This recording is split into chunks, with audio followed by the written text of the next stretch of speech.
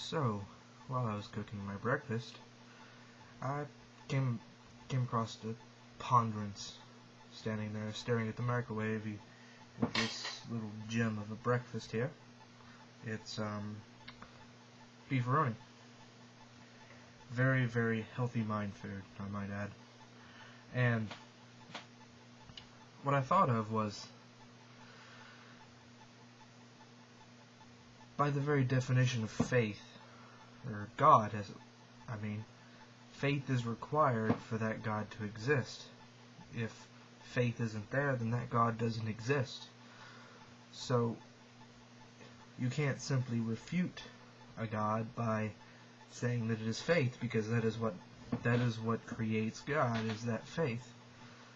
And so I have no problem with that. That is perfectly fine, because it has the criteria by which it exists, and it exists.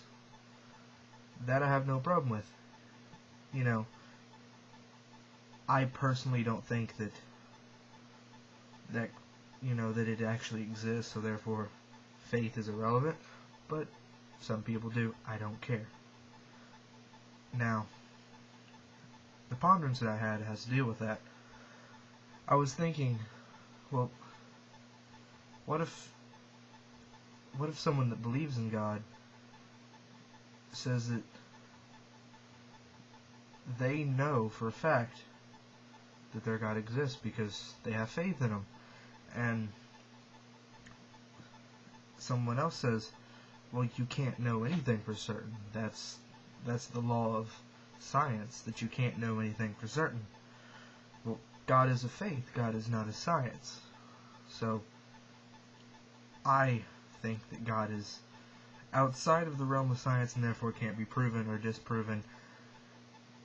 It can only be proven or disproven by the existence of faith. If you don't have faith, it is disproven in your eyes. And